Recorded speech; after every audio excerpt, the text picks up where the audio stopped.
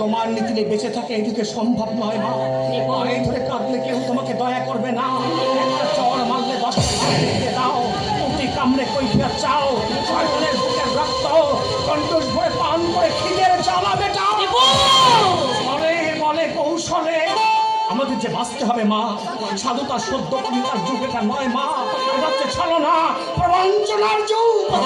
শুধু তোমার মুখের দিকে তাকিয়ে পরে পরে মার খাচ্ছে, নইলে মাঝে মাঝে আমার ইচ্ছে হয় চুরি করে, ডাকাতি করে, রাহাজানি করে সব পথে থেকে আমরা কি পেলাম বলতে পারো মা?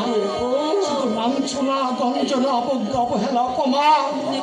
বড় আশা করে তুমি আমাকে লেখাপড়া শিখিয়েছিলে মা গো। তোমার সমস্ত আশা আমি যে ব্যর্থ করে দিলাম মা। আমি যে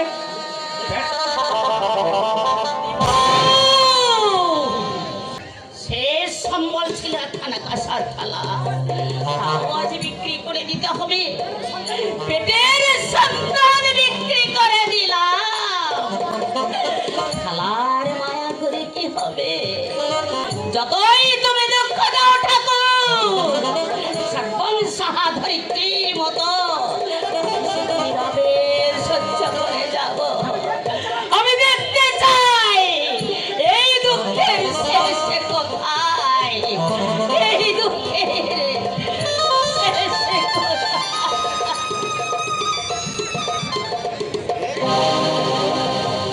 আমি কিন্তু তোমাদের গ্রামের বাড়ি শহরের বাড়ি ঘুরে আমাকে নিয়ে যাবে। আজ পাড়াতেই থাকা আমার পক্ষে পোষাবে না। পরে যেগুলো বলে বসো না তুমি আমার আবার তো তুমি গ্রামে না গেলে বাবা দুঃখ পাবে শেলি। দুঃখ তাই বলে আজ পরে দেখবো যে মোরা আমার পক্ষে সম্ভব নয়।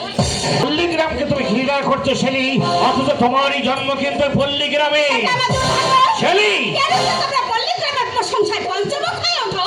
আমি বুঝি না বাবু, গ্রামে তো মানুষ বাস করে না, বাস করে কতগুলো জন্তু জানোয়ার। শেলি এগুলো হচ্ছে বিধাতার অপসৃষ্টি।